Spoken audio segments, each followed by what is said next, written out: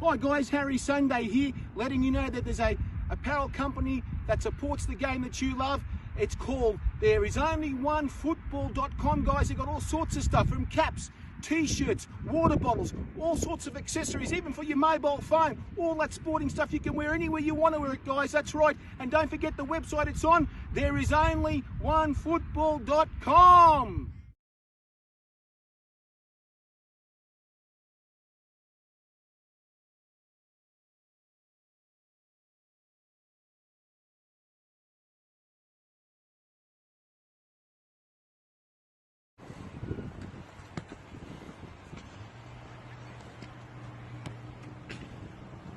There is only one football!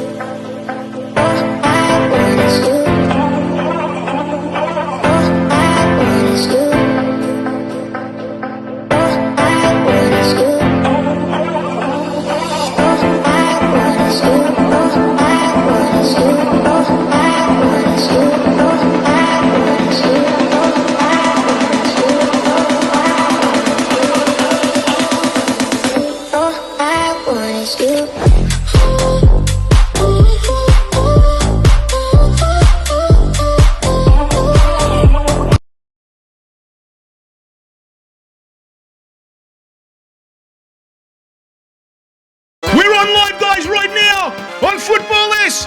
Let's party right now, guys, with Carlos Bielli, all the way from Italy. The man right now in front of me, the hat, guys, Mr. Angelo Pico, and of course, the football man himself. Yes, we're going to mention him right now, Peter Filopoulos. Let's sing this song first and start the show, guys. Here we go. Hup, feel it. Hup. Check it out. Hup. Here we go. The cup of life. This is the one. Now is the time. Don't ever stop. We should've known. Gotta be strong. We should've known right from the top. And when you feel the heat, the world is at your feet. No one can hold you back if you really got the Matildas. I see it in your eyes. You want the cup of life. Not the days here, you're gonna get it, Socceroos. Do you really want it? We want the World Cup Socceroos next time. Come on, boys. Here we go. Hey! Here we go. We are the people. We are the passion. We are the history. I'm the soccer psycho, and my two disciples minus one today. Tony, where are you, mate? We need each other. Let him listen a minute. We are the people. We are the passion. I am the soccer psycho, as I said, guys. It's our way, the highway, gentlemen. Welcome to Football, gentlemen. Of course, right now, all the way from Sydney, guys, we got Mr. Peter Filopoulos. I've got to mention all this stuff. The FA head of marketing, communications, and corporate affairs. Also, Mr. Angelo Piccolo from Italy as well, guys, from Naples, and Mr. Carlos Billy, I'm losing it, guys, right now. What a great show we got so far. Planet Football New South Wales. Welcome, gentlemen. Welcome tonight, boys. Welcome. Oh, boy. Peter, you're an elusive man. An elusive man, hard to get sometimes, you know. But let me tell you something right now, Peter. I have lost it, mate. I'm the soccer psycho, so you know what's just happened then. Of course, we're talking about the Matildas, guys. I have been taking out my Alka-Seltzer. I keep replaying that bloody goal from Sam Kerr, mate. What the hell's going on? I've got alcohol poisoning without even having alcohol, Peter. What a great World Cup, Peter. Amazing World Cup, Peter. Hello. Firstly, good evening to you and all your listeners. Thank you. Thank you for having me on the show. It was incredible. It was an incredible, 4 weeks, and it was an incredible lead-in. We always expected it to be a great Women's World Cup. We always expected it to be the biggest event ever hosted in Australia since the 2000 Sydney Olympics, and I think it's fair to say we delivered on that. Mate, did we deliver on this? And I tell you what, Peter, 6 months ago we had the Socceroos and a little break in 6 months and we had this here. Mate, that's unheard of in this country. Do you know that, don't you? That's unheard of, mate.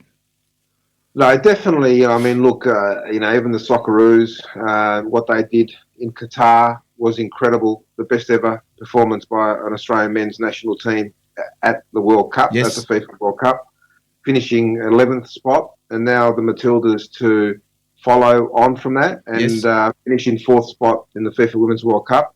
Definitely, I would call it more than just a purple patch.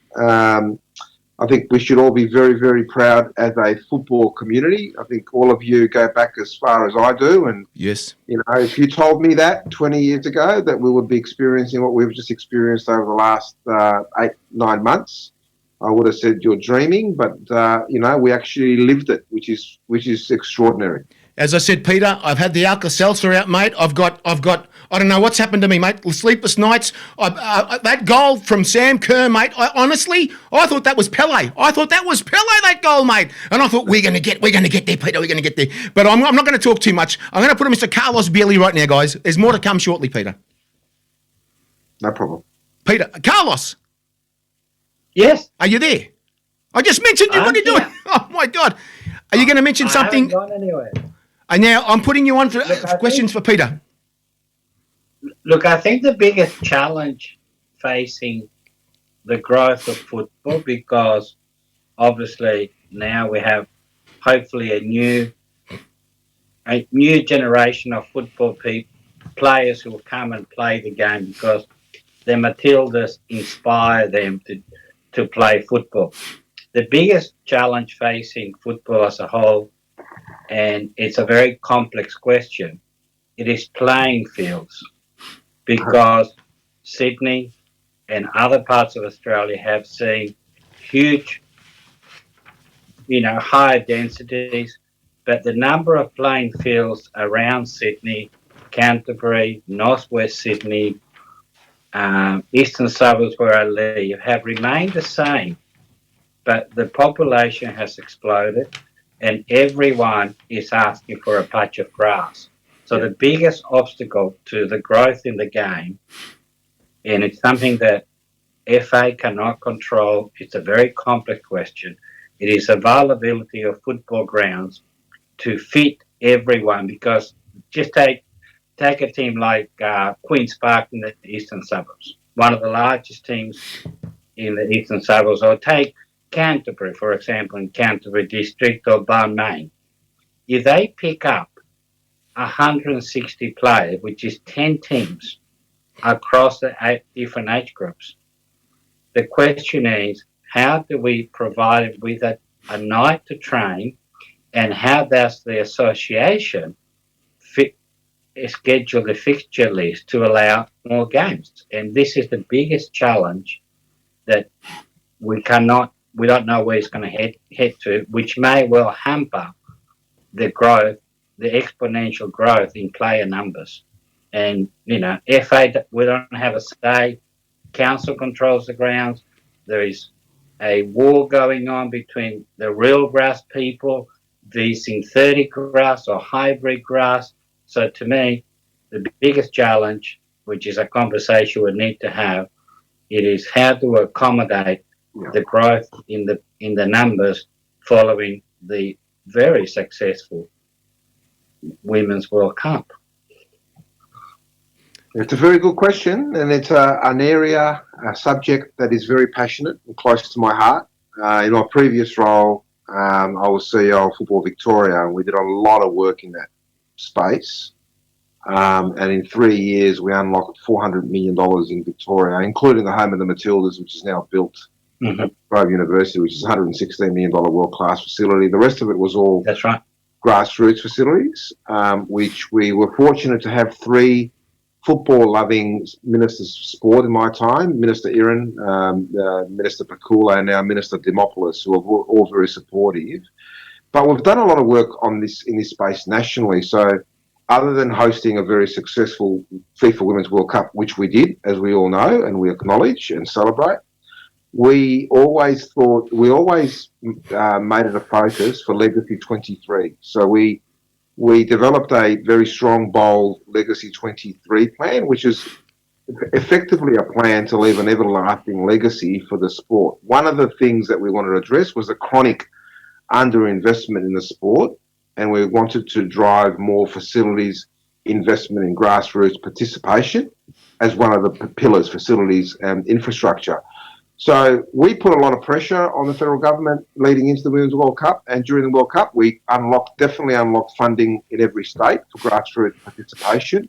However, we also unlocked Minister Annika Wells at the federal government level announced the $200 million Women in Sport Facilities Fund, the national fund, which the key criteria will be participation criteria. So to be able to access that, we're still working through how that fund's going to be distributed. One of the key factors will be that states and local governments can access that national fund if they co-contribute. So one challenge we have, and I think we'll get the bulk access to the bulk of that funding because of our vast participation rate, $200 million. However, the challenge will be how we work with the states and the local governments to co-contribute so we can turn that $200 million, or as much as we can grab of that $200 million, and leverage it by $2 to $3 per state. You know, and I think that will make a definite impact. And we continue to work with the state governments and local government authorities. We've done a national facilities audit. They all know the problem. They all know that clubs, the 2,400 clubs around the country, have hit the saturation point.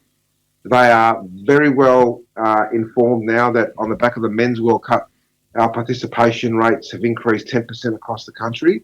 And we are projecting that our participation rates on the back of the Women's World Cup over the next 6 to 9 months will increase by another 20%. So they're very, very well aware of the challenge. And, you know, anecdotally, we're already hearing that councils who have never visited, who have reluctantly, visited local football grounds all over the country, councillors and council administration staff are now making visits to local clubs in the community to be closer to what's going on the ground. And there's two parts, and I think you're quite right in what you mentioned. One is the funding, the chronic funding deficit that we've had in the past. But the other one is how councils allocate facilities as well. So, we believe we're in a better place today in tackling that problem and finding solutions and paving the way than what we were, say, on the back of the Asian Cup that we held here in 2015, where there wasn't much of a legacy that was developed. With the legacy plan in total has unlocked $400 million, just shy of $400 million, which includes upgrades to Hindmarsh and Amy, includes, state centres around the corner, WA State Centre, includes the home of the Matildas, it includes the State Centre in South Australia, it includes grassroots facilities funding that some states have unlocked, particularly for female-friendly change rooms and so forth. So the challenge is still there, and it's one that we are not going to let go of, and the foot is firmly on the pedal with this one. Okay, now I want to bring on gentlemen all the way. How many thousands of kilometres are you here, Angelo, coming on? Amazing to have you on again. Of course, Peter's all the way in Naples, Italy. This is amazing technology, Peter. Go for it now. Some questions for Peter there, Angelo. Come on. Yeah, Peter, look, firstly, congratulations. You've got a fantastic CV, right back to, you said 20 years, but you started at South Melbourne in 1993 and two NSL clubs, A-League clubs, and of course your involvement in the AFL. It's fantastic, great experience. The question I want to ask is that at the back of the Women's World Cup, we've had some fantastic television ratings. In terms of reach, something like 11.3 million. I think you posted something on Facebook as well, and the average was about 7.7 million. So my view is that in terms of marketing, we actually captured another slice of the market, and also we've been very fortunate. I've actually said this on air, on television, and also on this forum that we've been very lucky because the Socceroos actually had a World Cup back in November, December, and then 6 months later, we hosted a FIFA Women's World Cup. in terms of generating interest and in terms of generating, the mass sort of like support from the family community, but we captured the women, like the older women, the middle-aged women, the little girls. So my question is this: what are we going to do in terms of growth and development of the brand, the profile building, and the hero status of our players, whether it be women or men's? Well, first, I think that's a good question. I think we've done a lot of that already. But, the Women's World Cup was the pinnacle, but we've spent a lot of time over the last 3 years building the brand of the Socceroos and the Matildas in any case to be able to capitalise on moments like this. And we've invested a lot of money in marketing, digital marketing, and authentically telling the story of Australian football and really accessing as much of our target audience as possible, and we've got to continue that that journey. In a couple of months, in a month or so, we're going to start our next round of broadcast negotiations for all our assets at Football Australia. So currently with Channel 10, that deal goes to the end of 24. We're going to start that process in the next month or so because we want to be. We want to have a new deal locked and loaded for 2025 in the first half of next year, and we think that we are in a position now to stimulate the market more than ever. Whether it's 10, Paramount, or anyone else, we're in the position now to stimulate the market even further and further promote the sport. So we're looking for a partner who can help us elevate those brands to the next horizon and beyond. And I think we'll enter into a historic broadcast deal, the next rights deal. And we're fortunate enough that we've got some very engaging sponsors now as well. So when we went to the market for sponsors, we weren't looking for sponsors who just wanted a logo slap. We wanted sponsors like Commonwealth Bank, who helps leverage the investment. We've got sponsors like Nike and Subway. So you would have seen during the Women's World Cup that it wasn't just our marketing dollars that was working. It was the CommBank dollars that was working. There was the Nike's dollars, Rebel, Subway. We were absolutely able to saturate the market. And, of course, we were able to bring News Corp along on a journey, and we dominated front pages and back pages. And what that's done, it's demonstrated to those mastheads the power of football. So we've got another level of conversation now with the major media outlets because they've seen the power of what football can do. Our job is to be able to make sure that we bring the Matildas and the Socceroos back on home shores to play international games and qualifiers and so forth here on home shores regularly enough to be able to continue to drive those brand outcomes and continually, the rising tides, I call it. We've got two national iconic brands that are at level pecking now. I would say the Matildas is a little bit more prominent, and then next month when we're playing England at Wembley, I think the Socceroos will sort of go up a notch again. Yep. And I call it the rising tides effect. And this is why we're making decisions like we're making, where we're playing top opposition. If it's not at home, we're trying to play games overseas with top opposition with good time slots here back home. Yesterday was at 12 p.m. Against Mexico. And of course, next month we've got, I think it's the first time the Socceroos are playing at Wembley against England. It will be a packed stadium at Wembley. We're playing New Zealand at Brentford as well. We've got then the Matildas playing the October qualifiers, Olympic qualifiers in Perth. We've got Socceroos World Cup qualifiers starting in November. And then next year there's a full schedule of international windows. And that's our opportunity to continue to drive the brands forward, if that answers your question, Angelo. Yeah. Now, I'm gonna go on, Angelo. Go on. Yeah. I was just going to say that was very well answered. A lot of people wouldn't have known that sort of thing, but it's great to see that we're on the ball. And my other question is this, Peter, if I may, in terms of the interest and the mass media, everybody coming on board, like you said. How can we sort of translate that sort of interest to the A-League and the Women's League, just down the family competitions? Obviously, the A-League has been doing well, but it could be doing a little better. Well, it's funny you should say that because right now, in speaking to the APL, their women's memberships have grown by 8 times. Through the roof. Already. So the the powerful brands of the Matildas and the Socceroos are having a halo effect for the A-Leagues, and we've just got to make sure that, we convert this interest, as they have already, for memberships to be 8-fold up on what they were last year already for the Women's League. That's extraordinary. And I think now the key is to give the fans a good experience on match day. And I think I think that the APL and the A-League clubs are cognizant of that, and make sure that we embrace these new fans that go to the games, and give them a great experience and keep them coming back, and, making them rusted on fans. It's a customer fan journey, I think.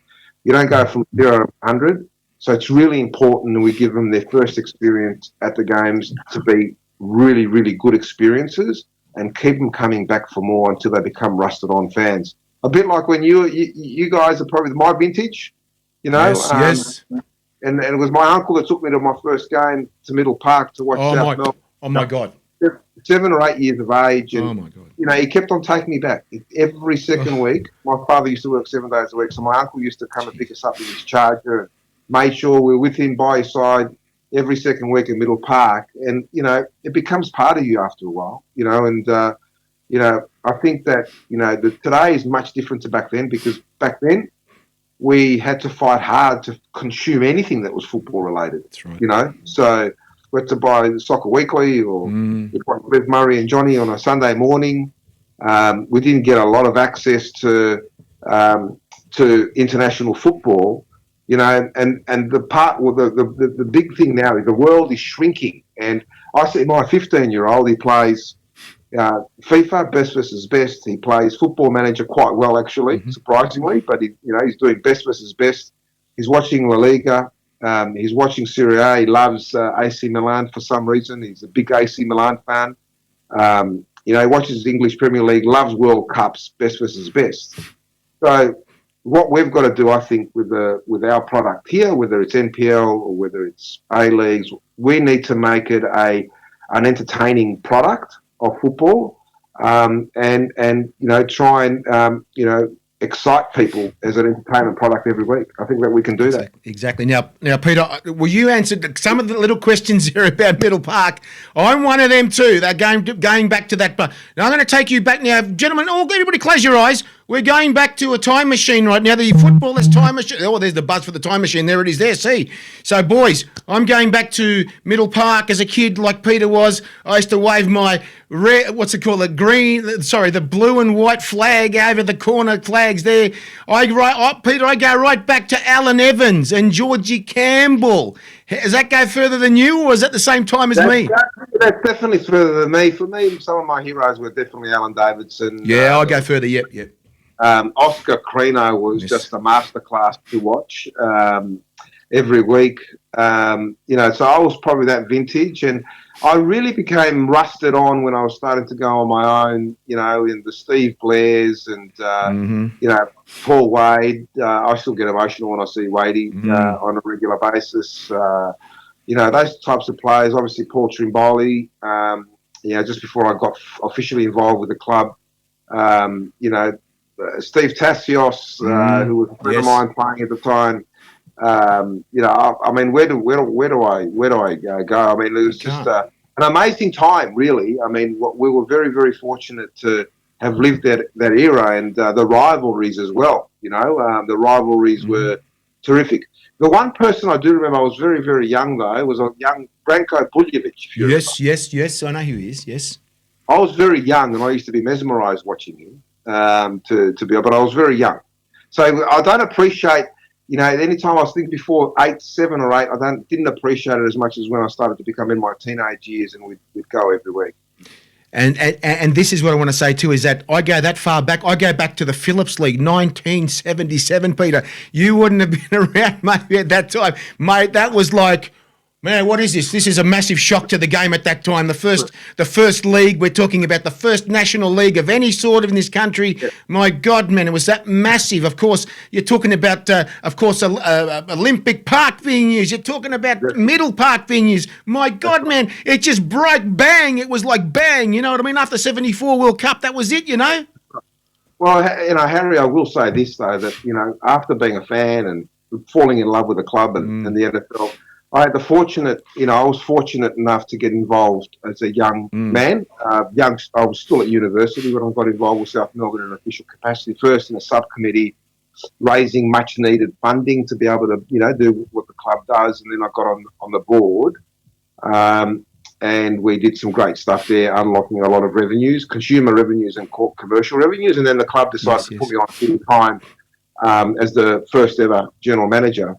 And I remember when I took on the role, I felt like I'd been given a jersey, and I felt this huge sense of responsibility. And I was fortunate enough to see Ange Postecoglou transition from a player to assistant coach, and then we appointed him as senior coach. And I look back at that time, and I wish I appreciated it more, because I look back at it and thinking, what a time for Australian football. Obviously, Ange and I won back-to-back championships together in 97, 98, 98, 99. And obviously went to the inaugural FIFA World Club Championships in Rio de Janeiro. And I look at Angie now, and I don't think I appreciated that time I had with him, the 7 years that we worked together every day. And I look at him now and some of his post-match interviews, and I have a laugh. And my joke is that I reckon some of that narrative building, the way he manages the media, has got something to do South Melbourne with the fact that every Thursday night he'd have to front a committee meeting of 18 Greek and have to justify whether we won, drew or lost on the weekend, right? And that was a tough audience. What an experience. Unbelievable that would be. Now, the thing is, we're talking here, Peter, of course, we just spoke about the NSL, your part in the NSL and stuff like that. Now, we talk, and I'm going to bring the other two boys in a minute after this one. Now, we talk about something called NSL2. You may have heard me somewhere say NSL2, and you know what I'm talking about. You know exactly, Peter. NSL2. People say the second tier. I call it NSL2, Peter. I'm a traditionalist. Can we please call it NSL2? Please. I like your enthusiasm, but look, I think that the important thing about the national second tier is that it's all kicked off and started, and we've gone through the process now. But I know you've got a lot of rusted-on fans from the old days. The really important thing here is that we come out in numbers and support this national second. Like we have to support the A-League and our national teams. I think we've got a big enough market, a big enough participation base, a big enough interest for us to make the A-League work, the national second tier and the NPL. So when let's see how the national second tier goes on, goes over the next 2 months as we go through this process. But I think what I would be saying to listeners is this is not the time to sit on your couches and watch it from afar. No. Once we launch it, we need to get on board and support it, And the success of the national second tier will not only be up to us as Football Australia, not only up to the clubs that will make up the national second tier, it'll be the community. We need to jump on board and support them. These clubs need support. And one thing that, if you want it to be an NSL2, thank you. The one thing I do remember is the incredible support from the community I was privileged to have when I was at South Melbourne. Whatever we needed. We needed to raise money, they were there. We needed them to come out in huge numbers to support, they were there. They were very engaged, rusted on, and couldn't do enough for the club. And that's the sort of mentality we need to have here. At every level of club football, professional football in Australia. And just before I bring Carlos on, we've been speaking to some of the presidents. They're keen. Everybody's keen. We've been doing some work behind the scenes, Peter. You might see some of the shows at one stage. I'll send them to you. And Carlos, can you please come on? Here you go. Yeah, look, with the national second division, Peter, I think the biggest challenge it is for the clubs, whoever they're chosen, 12 or 14, is to reconnect with the third generation of Australian footballers, like South Melbourne in the 70s, in the 80s. That's right. That generation of supporters is now growing old, and we have third generation Italo-Australian and Greek Australians who the motherland is a distant past. Correct. Maybe the surnames. So Correct. to me, the Yeah. Rockdales or the Yeah. South Melbourne, Yeah. if they are chosen on merit, Yeah. as they should be, Yep. then is to reconnect with a third and fourth generation fan who do not have the history That's right. of working 6 days a week, going on Sunday to reconnect with the motherland Correct. and hear Greek being spoken or Italian being spoken and having your traditional food to remember what it was like before you came out. And that's the challenge of the second division. Souvlaki. How They've we got to engage with yeah, the that's new, right. with the fourth generation of fans who Yeah. have, and obviously we have to educate them as well about the history of Adelaide and South Melbourne Correct. and whoever comes in. Correct. I think you've hit the nail on the head. I've got two sons, one in his mid-20s and the other one who's 15. They don't remember the glory days of South Melbourne. You know, Yeah. they hear his dad talk about it a lot.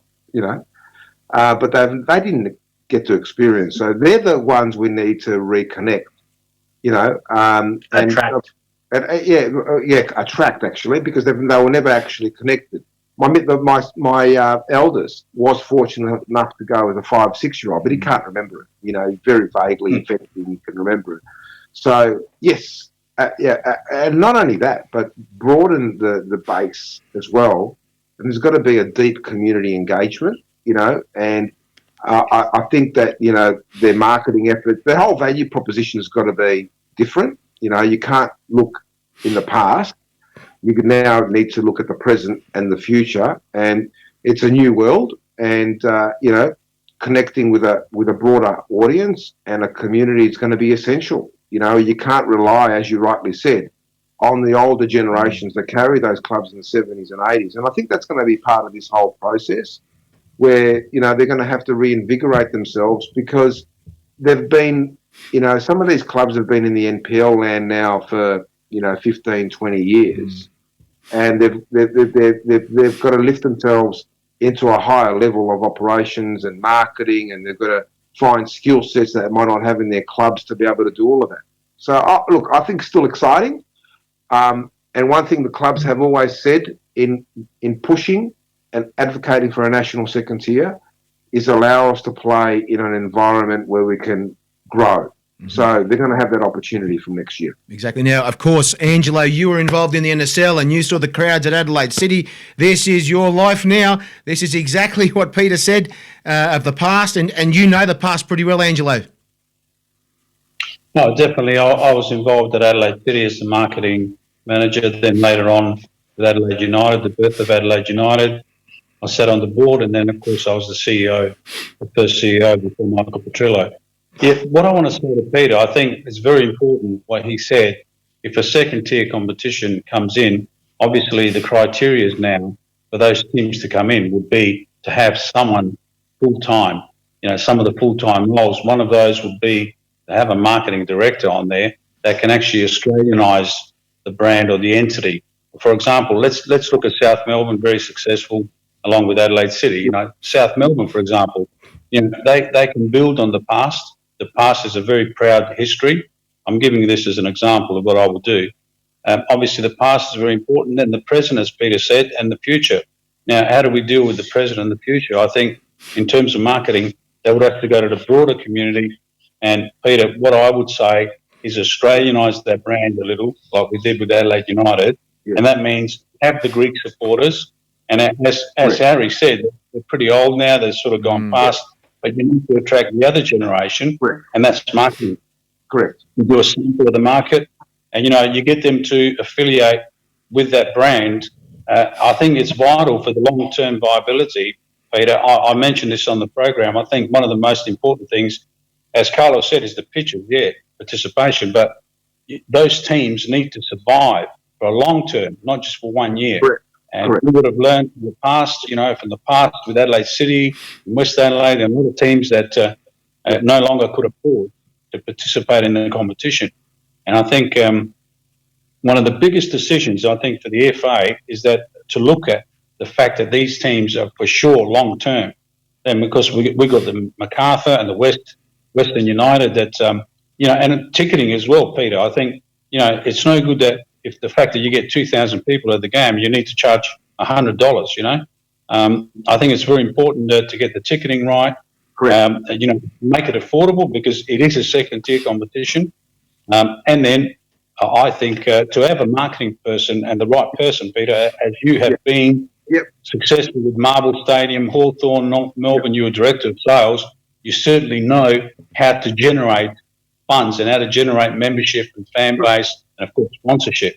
I think to have a full-time person and the right person to actually build the profile and the brand positioning of that entity is very, very important. I agree with you, Angelo. I mean, and when I first started, was I was reminded by the treasurer every week, you need to pay for your wages and leave some more, So I was driven every day to ensure that I was raising revenue, to pay for my wages, and to also then add to the consolidated revenue of the business. And then by the time I left in 6-7 years, we had 6-7 full-time staff. By 99, we won that second championship. We had 6-7 full-time staff, and that's all they were doing is managing the business that we had built and continued to build. And that's going to be really essential. Even when I was running Perth Glory, I knew the membership staff were raising. They had targets to meet. There was 2 membership staff. They more than covered their wages and left revenue. There was commercial staff that sold sponsorship and corporate hospitality. There was ticketing staff that would focus on, ticket sales for match day and whatever, because there is a lot of cost centres that don't generate revenue. Even the football department, to be honest. I would be challenging, as I did at Perth Glory, when I said to Kenny Lowe and the head of football, Jacob Burns, that you need to generate X number of overseas transfers from now on and training compensation fees, because that's the way we grow, right? So there's avenues for you to drive revenue outcomes, but you're not going to do it unless you have the right people helping you do that. In full-time positions, they're getting up every morning and all they're thinking about is how to do their job, how to drive revenue outcomes, how to drive objectives of the football club, And you can't rely on volunteerism anymore, unfortunately, because sports and entertainment, Angelo, when you and I first started doing it, wasn't really a vacation. Now it's a professional career path, and there's a lot to learn and a lot that you can take advantage of in achieving your objectives now these days. It's a very sophisticated industry now. Now, what I want to say too is, Peter, and the boys here right now, is that a lot of people at that time through the NSL, and of course we're bringing on the second tier or NSL too, if I may. The thing is about this is that at that time we didn't have girls teams, women's teams. We had only sort of like maybe one level of kids teams as well. But now we're talking about a different landscape where we've got the girls involved and everything. And of course, we're talking more families involved here, which means there should be more people at these games because they're going to support a second team. That's the other thing too, with the girls teams and women's teams too, yes. Yeah, absolutely. We should be. I mean, what's something that we're really proud of owning now, since James Johnson became CEO, is we're the biggest teams participate in sport. It's true. And widening the gap significantly on the other sports. But what we also have is we're the most multicultural, diverse, and most inclusive sport in the country. And we haven't always embraced that. We now embrace that. And here's our opportunity to be able to connect into all that diversity, and multiculturalism, and bring it back in a very authentic way, and at the same time broadening our fan bases as clubs. I agree with Angelo. You can't rely on just your traditional streams of support, but I think it could be done. I think there's an appetite in Australian football to do this because it gives players another layer of aspiration to play more playing opportunities, I suppose, across three top tiers, A-League, National Second Tier and NPL. It gives aspiring coaches an opportunity to thrive. Who knows? We might develop another Ange Postecoglou through this. Exactly. Yep. Imagine Ange Postecoglou wasn't given his opportunity in the mid-90s as a young 30-year-old. Yes, exactly. Which was a big risk. At the time when our club, South Melbourne, were infatuated with the big names. Zoran Matic, My God, yes. Real Blanco, South Melbourne always was infatuated. For South Melbourne to give Ange an opportunity back in the, in the mid-90s, Exactly.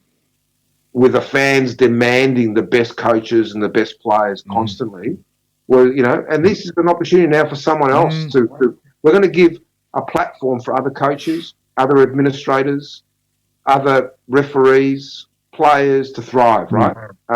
And that excites me as much. And it's even more reason why the fans should embrace this, because it's going to be, I think we're going to see, future Socceroos developed out of this national second tier, future coaches like Kevin Muscat and Ange Postecoglou, Montemuro.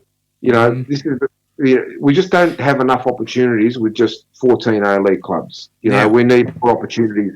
And I think whatever number of clubs we develop, model was at 10, 12 or 14 clubs in the national second tier. All those opportunities, if you really quantify it, it's going to be enormous. Now, the thing about this is too, Peter, if we can actually do something for the beginning of the second tier in SL2, whatever, is that in 1977, we saw the first uniforms of every team, right? 1977, the Phillips League. We'd love to see them wear the original heritage tops. That would be the most amazing thing, to see them wear the original from the first Phillips League, to wear those outfits. Would you believe something I'll tell you right now? Our sponsor makes them the original 1977. I've got the original 1977 copy of the South Melbourne top. Unbelievable. The first one ever worn in the Phillips League. In the Phillips League, and we're talking about all the other clubs. He's got them as well, mate. Honestly, even though we all don't want to talk about this club, but we have to talk about them. The original Heidelberg United top, the Alexandros top. Remember that one with that warrior? Oh my God, man! We've got them all here with a GT stripe too. Mate, it's just amazing. If we had a heritage round like that, would be amazing, wouldn't it? But we've got to start the league first, of course. Absolutely. I mean, I still look back on those derbies with Heidelberg. Oh, mate. Great enthusiasm. Or going to Adelaide City. It wasn't easy going to Adelaide City. It was coaching that team. And what a team. In the early to mid-90s, Adelaide City. Exactly. They were amazing. RPLA card in the 80s was phenomenal. 87, the Invincibles. Yeah. It'll be great. Can I just ask you a question, Peter? Because the cost of getting qualified to obtain an A license is about, give and take, up to $15,000. For a lot of people, and the opportunities are not there because we don't have the clubs to give us opportunities. Do you ever envisage where, if sponsorship money becomes more readily available, that FA may cross-subsidise the cost of getting qualified? Because for many of us who love the game, we can't justify pulling $10,000 in the bank account to do the course when we cannot possibly get a job. But we need the qualified coaches to teach the grassroots better and better. Look, it's a good question. I think, it's a good, and you can apply that question to a number of different examples, not just coaching, and of course we've got to continue to drive more revenue because, and that's really important to continue to grow as an organisation before some of that trickles down into areas like that. I can't talk to you in detail about the of course not, because I'm not really. If you want to speak to Ernie Merrick or Nathan McGill, in terms of coaches or referees, please, by all means, we can get them on for you. In terms of the demands on Football Australia for funding on all sorts of, different forms of football or coaching licenses, what have you, there's, it's a very complex, question to answer, which I probably wouldn't be able to answer, in the short time we have. Mm-hmm. Angelo, last question to Peter. Peter's got to go. He's too busy. Thank you for your time, Peter. Thank you. I know you're very busy. Yeah. Angelo. Peter, thanks, Harry. Thanks for giving me the opportunity. But, Peter, during the week we get lots of football enthusiasts, calling each of us, and I've got lots of friends. One of my friends, dear friend, has played in the A-League asked me a couple of questions about the event, the 50th year anniversary of the Socceroos. Obviously, it's going to be 50 years in November since they qualified. And then, of course, in June 2004, it'll be 50 years they participated in the first ever World Cup. And they did so much, the Socceroos. In your role, is there an event organisation? Do you have a finger on the pulse on this? Last Friday we contacted all the 1973 team that played, that qualified us for the 74 World Cup, and we've invited them to a game on November 16. We haven't finalised the location. It's our World Cup qualifier against either Bangladesh or the Maldives. And we've told them to hold that date, and that we will, if and wherever that qualifier will be, we'll announce it next week. Those who are interstate, we've offered to fly them down as well at the game, and we'll do something at the function there. And of course, we'll do something similar next year around one of the Socceroos windows, hopefully in June, to celebrate the 1974 50 years as well. So. Good question, and a very timely one, because we only wrote to them last Friday, and they're starting to come through with their acceptances, and we definitely want to do something with them to celebrate them, because they were the pioneers for the game, for the Socceroos. They paved the way, and you know what, just like the Socceroos of 2022 and the Matildas of 2023 will inspire a new generation of footballers, they did the same back then. So it'll be good to honour them. Exactly. Peter, we thank you. Go on. Sorry. Sorry, Harry. I've got to ask this question, otherwise that will kill me. Look, these guys are on social pages all the time, and there's different announcements. Obviously, I want to know from Football Australia's point of view, there is a group of people behind the scenes working really, really hard, and may God bless them. That they're organising a function. Of course, the reception. The mayor of the council mayor of Sydney, I think it is. And does Football Australia endorse this? We don't have any knowledge of that, Angela, I must say. We don't have any knowledge of that event. All I can tell you is what we've done. I don't have any. We haven't been informed about that. Okay, well that's fair enough, because sometimes people go and publicise things, and I think you're the head of operations and marketing communication. Exactly. It should be sort of endorsed by FA. If I'm right. Yeah. All I can tell you is what we've done, and we've definitely written to the 73 working on it. Team, and we've invited them to attend the November 16 qualifier, wherever that will be, and we'll fly those who are interstate to be there as well. Fantastic. It's fantastic, Peter. Thank you for coming on tonight, Peter. Thank you very much. Thank you, Peter. Thank you, Peter. We're going to have to say a few things ourselves, boys. So thank you, Peter. We'll be in touch soon. I'll try and get you in that 1977 South Melbourne top, mate. We'll try and get you that, okay? Send me a picture, Harry. Wait till you see it, okay? You're going to love it. Okay, Peter, thank you very much for coming on. Get the shorts as well. Oh, I'll get it. We're all going to have to listen to me, right, Carlos, before Peter goes. We're going to wear... I reckon he needs to model it. I'll do it. I'll model it, Peter. I'll get out there and do it, mate. Don't worry, I will. I'll do anything and everything. I'm an entertainer anyway. There you go. Thank you, Peter, for coming on.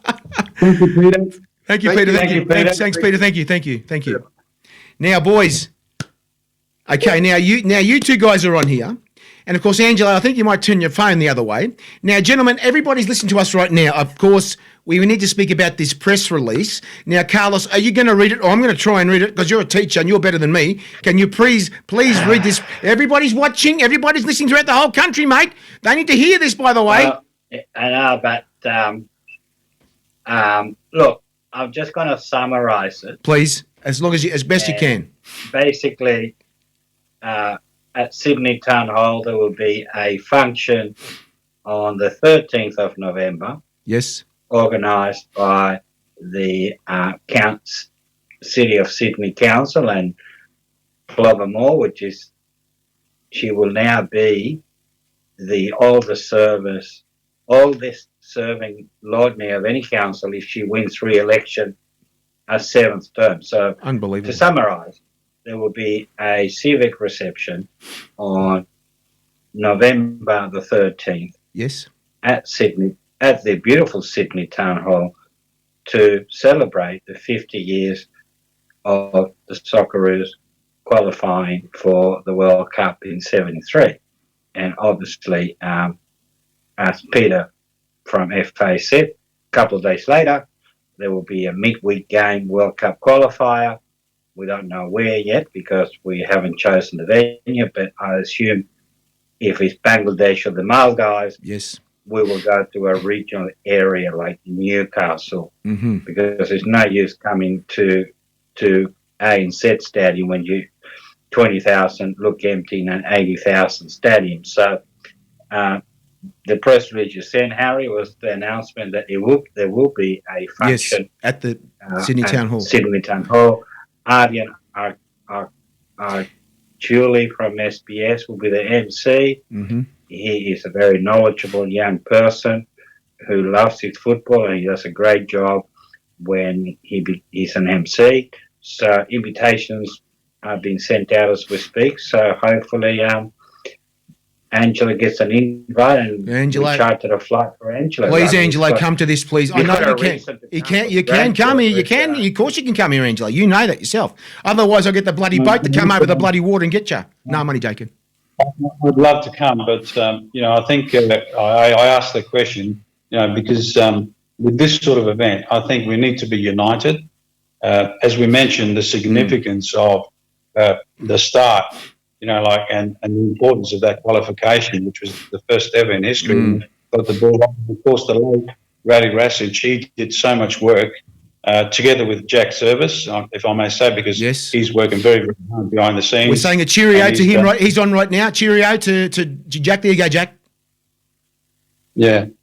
Yeah, no, look, Jack, how are you? I think I really appreciate the work that he's doing behind the scenes, because it takes a lot of work to do an event of such. It is an event building, and that's what I asked Peter Filopoulos, because, if it's endorsed by the FA, of course, it becomes easier. I think there's a lot of hands-on people, but I think Jack's done a marvellous job together with his group. I know Harry Michaels was involved as well, because they actually both together went to see Rally Rassage before he passed away, and he did recognise him, and they made a promise to him, and so it's a very emotional thing, but it's also a very important recognition for those people that some of them are passing away, some of them are not here with us, some of them are, and I think it would be an absolute marvellous recognition for those people to see what is done today while they're still alive, and they're being celebrated for something that they initiated in the history that I think it's something out of Netflix. I think that this a movie. This is big. I don't know. I think Harry Michaels is the only one that could do it. But I think it's something out of Netflix. That you need to. You have a movie based on that. It is so important, and I just hope that FA, Peter Filopoulos, get on board and try and do some of these things together. And to showcase football and the pioneers of football. Can I just read this little paragraph, Carlos? Officially named 50 years, a tribute to the men and women pioneers of international football, the Lord Mayor will be hosting the civic reception for members of the 1974 and the 1975 women's representative teams, also their families, a unique honour and not previously extended to any other codes, which is amazing, actually. The girls that we had on, boys, the ladies that we had on, remember a few months ago, we had them on before the original Matildas, guys. This is what's going to happen there, the original Matildas, and we're going to speak to them, and Football S will be there, Carlos, and you and me are going to be hosting the show. You and me, I think we're going to host the show. You watch this. I already have Carlos is scared. He's scared. He's stage fright. I'm actually very excited, Harry, because I will return from overseas on the 10th of November. Oh, so my it gives God. me 3 days to get over the jet lag. Oh, my God. And go to the function. Now, look, I think it should be a beautiful night. Yes, and can I just say to Carlos about this? When you said to me before, I have to buy a suit, can I ask you this is what I don't know, okay? I've got to understand the civic function. When you say a civic function, is it black tie? No, look. Here we go, Carlos. Look, I think I would always wear a suit to a function, shirt and tie. You'll always take the tie off and look more casual. But in any event, if I get the invite, I wear my suit. I remember when Tim Cahill gave a farewell interview a couple of years ago at his own accord. He organised it. He hired the room at the Star Casino, invited the press for his farewell interview, retiring from the Socceroos, brilliant career. Mike Bosnich was the MC. I got it. With Alan Mark from FA. Years ago, I wore my three-piece suit. Oh, boy. And I took one of my mates said, "Why are you wearing a three-piece suit?" And I thought, well, and cufflinks. And I thought, if anything, Oh, my God. When I put my hand up and asked Tim Cahill a question like I did, he will remember me by being the best dressed young person there. Oh, my God. Not just with daggy jeans and runners. Oh, my Immaculate. Carlos, This is Harry, oh my God, Carlos! You're going to make me competition between you and who's the best dressed. Shopping for a suit, No, and I've got 104 ties to choose from. Oh my God! Here we go. Now the funny thing about this, Angela. Go on, Angela. I'll tell you what happened with Carlos and me once. Carlos, with a three-piece suit, you would have looked more like a lawyer. Well, that's what I did. I came from my office, but I just thought I've got to always take the shirt off, take the jacket, look casual. If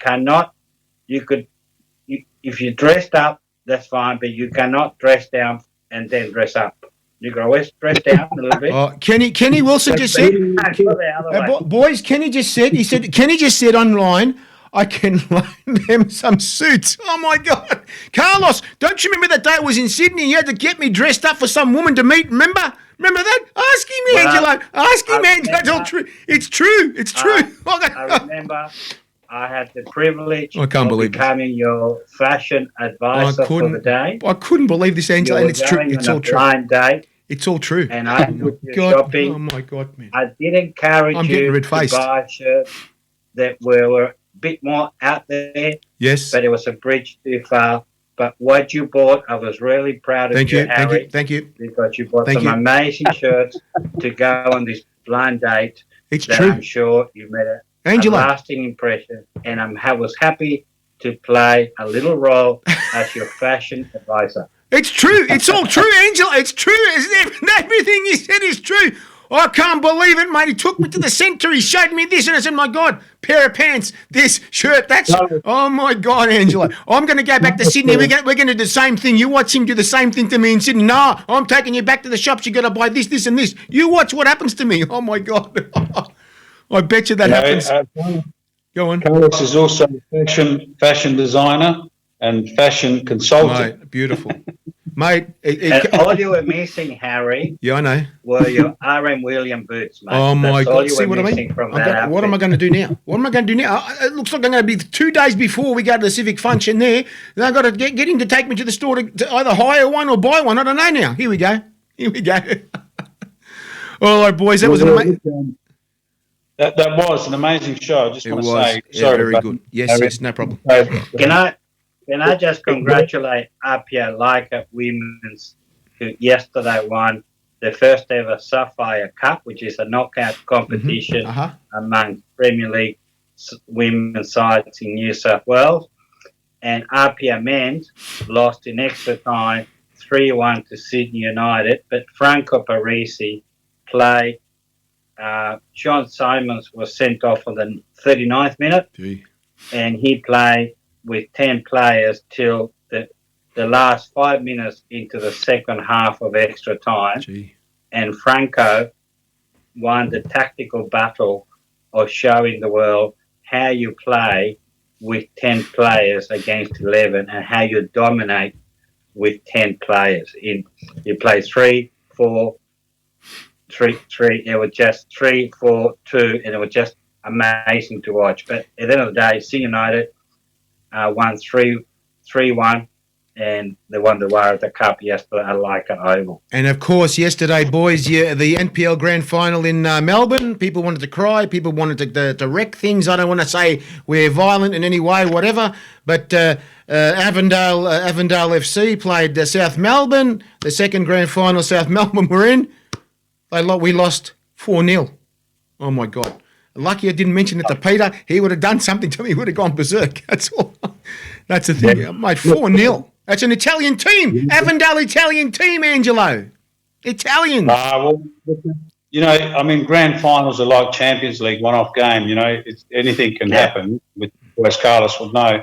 And, you know, I think the other team might have been a little more hungrier for the ball, or, you know, like they were more determined. Who knows? Maybe South Melbourne took it a little bit easy. But I want to say, Harry, congratulations to you for having Peter Filopoulos on. Mate, I think he answered every question with distinction. Very good. Exactly. As we expected. And also, it was great to hear him communicate just what Football Australia planned to do post World Cup, which is something that I have asked on different forums, and I'm pleased to know that they have a program, calendar of events, media reports, meetings with the government. I think that they're on the right track. They want to maximise the opportunity.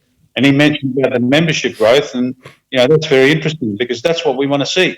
We don't come on the show to criticise. We come on the show for the best interest of football. Exactly. And I think he demonstrated that they have a solid plan for the future of the A-League, the Women's League, and the APL obviously have got a plan, and that's what we're pleased to hear. We want to know that the game flourishes and the brand positioning becomes even more important on the scheme of things, because as Carlos mentioned, we've got so many football codes in Australia. This is the problem. And to grow and develop the game is hard, but to see it done is beautiful. Mate, and of course, the NSL2 boys, as he said, NSL2 is NSL2. That's it. I'm sorry, boys. That's it. Harry, I don't think you're going to get the dream. I don't think it's going to be called. Well, we're going to bring banners on the first game. NSL2 is back. There you go. Harry, I'll tell you why it's not going to be called NSL2. If you read between the lines what Peter Filopoulos is saying, that a lot of those once selected, they have a responsibility to broaden their appeal, to go outside of their fan base. Yes. And to do that, you need to have a lot of the old. I'm not saying to get rid of the shirt. No, I know. But you need to introduce something new on the shirt to appeal at the community. Exactly. So I think, I'll tell you my view as a marketing person. I reckon it should be called the B League. Ooh. Yeah, and I think we should have a referendum. We should have a referendum, yes or no. I think so. We should have one of those. Absolutely. Have a referendum. I think we're having one, aren't we? And also in the marketing, bright new shirts to be seen as unique, not they're all blue and white. Just go out there, create something new. Yeah, that got people wow, the wow factor. The new sublimate. Now, before we go, I want to talk about the couple of minutes. That's all. Not too long. This bloody game yesterday in Mexico. Were the Socceroos playing hockey, or were they playing football? Soccer? Are they playing hockey? They're playing on a synthetic surface. I've never seen the Socceroos play on a synthetic surface. Never in my life, Carlos. Never. No, look, one of the questions I was meant to ask Peter, but we ran out of time. Yeah. It is how much of a say does FA have when negotiating international fixtures, friendly fixtures, about the playing surface? Because that thing 30 grass, we were lucky. Jackson Irvine rolled his ankle because of the grass. He'll be out for about 8 weeks. If you didn't fracture it, that is bad. We were lucky, and Mexico as well, but Mexico is probably more used to playing such a horrible synthetic grass. So I was meant to ask Peter, how much of a say do they have? Because FIFA would not allow the Men's World Cup to be played on grass. It's okay for the women to play on plastic grass, but not the men. Yeah. So how much of a say that FA have when negotiating a venue as to the quality of the surface? Because it looked really bad, and it was bad from all reports. And it was undercover. It was like saying to yourself, "Well, was that an AFL American football ground that they actually turned it into a football pitch on the day?" It's just ridiculous. I mean, Angela, yourself, you'd never seen this before, an international played on synthetic like that? No, I did see the game, and Carlos brought up a really excellent point. You know, when they do negotiate, obviously the host team might have paid for the airfares. I don't know whether Mexico wanted to have this game. I think it was a great idea to go to Mexico because the next World Cup, of course, is going to be played in Canada, Mexico and US. Jeez. So great, but to negotiate on the turf, the field of play, is one that we don't know. I don't know, obviously, but they're going to be Wembley. They're playing at Wembley next week, so that's amazing. So that basically was in Dallas. So that would have to be Dallas Cowboys ground, the AFL ground, the the American Football League. That'd be Dallas Cowboys. Yeah, look, these plastic grass and synthetic grass, that wasn't a good quality synthetic grass that you could play soccer and have a beautiful game. Yeah, entertaining. You're right. It takes out the entertainment because obviously, the conditions of the pitch really. But it was disappointing. Just going back to the result, Australia could have come home with 3 points. They could have won the game. Exactly. And unfortunately, they couldn't hold on to the lead. But they didn't lose, so that's important going to the England game. So we're just very surprised at the standard the boys played too. That we're very close to winning that game too. That's the thing about this. So, as I've said in the past to you gentlemen, I'll say it again. We need to play more games against stronger opposition, and it's happening. And we're going to Wembley next week, whatever it is. We're going to Wembley. We're going to be playing. Of course, we're going to be playing New Zealand we're playing at. What would we say? We're playing them in a small ground, New Zealand. Why couldn't they play in this game? Brentford. This is ridiculous at Brentford, for God's sake. One of the London teams that it's a smaller ground. Yeah, it's smaller, 35,000, 30,000. So it's quite a decent crowd. Yeah, and to play the capacity. Yeah, Trans-Tasman Cup in England. Are they for real? That's ridiculous. Trans-Tasman Cup, Angelo, to play it overseas. How many people we've got here? That's the thing. See. Well, they do that with the Italian FA Cup. They go to Saudi Arabia to showcase the game. You go overseas. I think it's a marketing thing. It is important, like you said, Harry, to have it at home and get a big crowd. But there's also television rights. That's right. That play a role in this whole mix. I think with Australia going to England to play their games, I think that's fantastic. I really do, because the Australian brand now, the Socceroos, is actually being profiled right across the world. And Carlos, I mentioned this on your show, the fact that the brand, the Socceroos and now the Matildas, has just gone on a world scale. It's absolutely shy away or to be inferior about anything at all. I think, as Peter Filopoulos said, and I was glad he said it, we're actually now negotiating at a different level. Exactly. We're actually talking at a different level with the government and on the world stage. The Socceroos have made the last 5 World Cups in the last 20 years. Italy have missed out the last 2. One of the powerhouses. So that's another topic. But I think, Harry, I'm very happy again with Peter Filopoulos. I really think that he's got a solid plan, and they're working together. And let's just hope we take opportunity of what we created a couple of months ago. And we do hope to get him on. I think he was comfortable talking to us tonight and everything. And I'm just hoping we get him on again. And hopefully now, absolutely. And we hope that actually a lot of you guys out there who are Football Australia officials are watching this tonight. We're comfortable with having you on. We're comfortable to ask you the right questions for the right reasons, and we're here to make you comfortable because we just want to make the game grow. Simple as that. And that's all we need to do is come together, make the game grow. And, boys, the sky's the limits now after what the Matildas and the Socceroos did, making the World Cup finals. It's absolutely amazing, guys. So thank you, Angelo. And, of course, Carlos, just be ready when I get to Sydney that you're going to get me you're going to show me what colour suit, maybe a red one, okay? That'll be nice, actually, okay? Well, I'm thinking double-breasted. Oh, no, please don't make me feel like a captain of the Titanic, but I don't want to sink. Take him to an Armani shop. Or, no.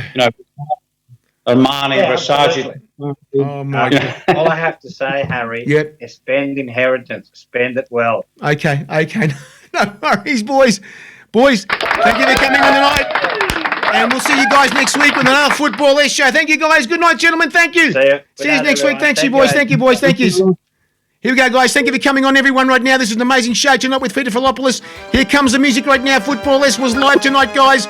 And thank you for joining us tonight. What a great show we had tonight, of course. A lot of information from the FA. And, of course, don't forget that one, the civic function for the 74 Socceroos, of course, in Sydney. And the 74 and 75 girls. That's right. Asian Cup girls, that's right, come on. I'll be there, you'll be there, or you'll be square, all ears. Thank you guys tonight for Football Less. We'll see you next week. Next week, we're going to find someone again and get someone on the show. Here we go. The cup of life, this is the one. Now is the time, don't ever stop. We should have known, gotta be strong. We should have known, go, go, go. And when you feel the heat, the world is at your feet. No one can hold you back if you really want it.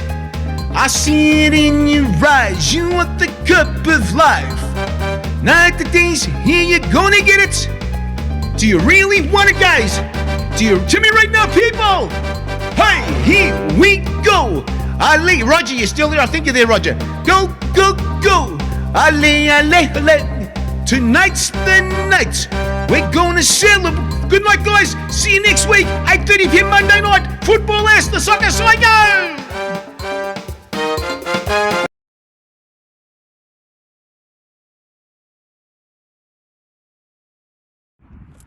Hi guys, Harry Sunday here, letting you know that there's a apparel company that supports the game that you love.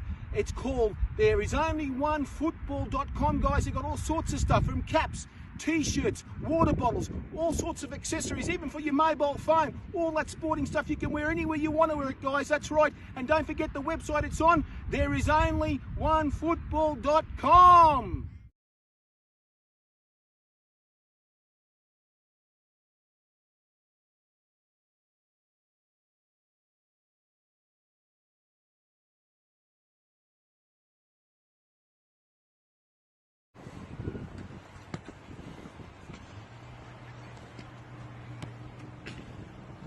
There is only one football.